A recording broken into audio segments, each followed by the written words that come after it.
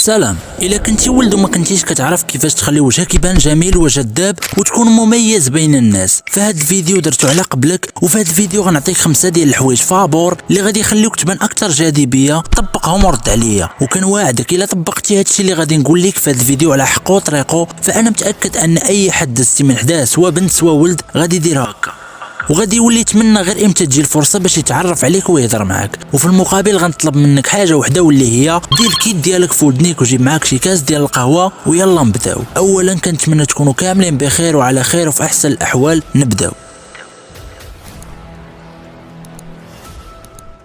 اولا غنبداو بالمظهر الخارجي اولا كيفاش خاصك تبان. حنا كاملين متفقين باللي حنا تزادينا بواحد الصفه اللي خلقنا بها الله عز وجل وما يمكنش نغيروا الملامح ديالنا، ولكن بالامكان ديالنا نردوها كتبان زوينه وبشكل افضل. واول حاجه غادي يشوفوا فيك الناس قبل ما يهضروا معاك ولا يسمعوا الصوت ديالك وهي الفورمه ديالك.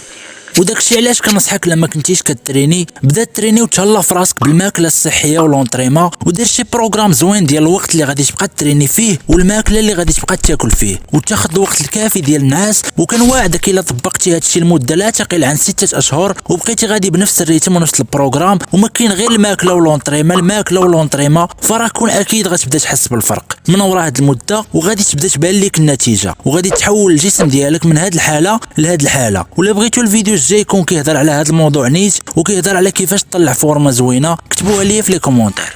ثاني حاجه غادي تشوف فيك شي حد قبل ما تعرف انت وياه وقبل ما تهضروا، وهي طريقه اللباس ديالك. واحسن ستايل كنصحك تبدا تلبسو وهو الاوفر سايز، ستايل اللي دار ضجه هاد الايامات وكلشي ولا كيلبسو. والميزه اللي كاينه في هاد الستايل هي انه اي حد تيلبسو تيجي معاه مقارنه بالستايلز اللي كاينين دابا. ودائما تحرص على اللباس ديالك يكونوا نقيين ومنظمين، وفاش تكون كتمشى حاول تخلي ظهرك واقف ودفع صدرك لقدام وراسك ما يكونش مهزوز بزاف بحال هكا وما يكونش هابط عاوتاني بزاف بحال هكا، يكون بين وبين. وبهذه الطريقه غادي تكون الحطه ديالك تتبان مزيان وانت كتبان عندك شخصيه قويه وثيق في راسك.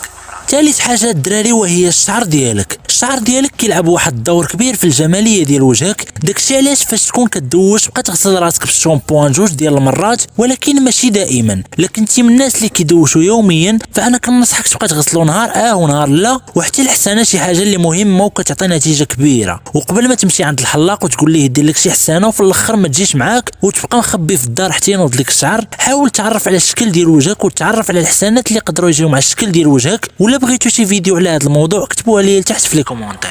رابع حاجه وهي النظافه الشخصيه. فاش يلا كتعرف على شي حد اول مره، اول حاجه كيلاحظ فيك هذاك الشخص هي واش انت شخص نقيقي ولا لا. وهادشي كيعرفوا من خلال 2 ديال الحوايج فقط، الفم ديالك ولا الرائحه ديالك. والاسنان كيلعبوا واحد الدور كبير في الابتسامه ديالك وفي كيفاش كتبان. وفي البلاصه كيعرفك بنادم واش انت شخص نقي ولا لا. داكشي علاش كنصحك تبقى تغسل سنانك مور كل وجبه، وعلى الاقل تغسلهم 2 ديال المرات في النهار، مره في الصباح فاش تفيق ومره اخرى فاش تبغي تنعس. ولا كان عندك شي مشكل بسيط في السنينات ديالك كنصحك تعطيه وقته وتصوبو، وهادشي غادي يزيد من الثقه في النفس ديالك وتولي تضحك عادي. وباش تخلي الرائحه ديال الفم ديالك زوينه بقى تاخذ لك شي كلوريكس ولا تريدونج. وثاني حاجه وحتى هي شي حاجه اللي مهمه وهي الرائحه ديالك. داكشي علاش كنصحك تبقى تدوش يوميا، ولما كنتيش كتقدر وكنتي معكاز بحالي فكنصحك تبقى تدوش 3 حتى ل 4 المرات في السيمانه. ولما كنتيش كتستعمل لي بارفان بزاف حاول تبدا تكونسوميهم وغادي تلاحظ التغيير.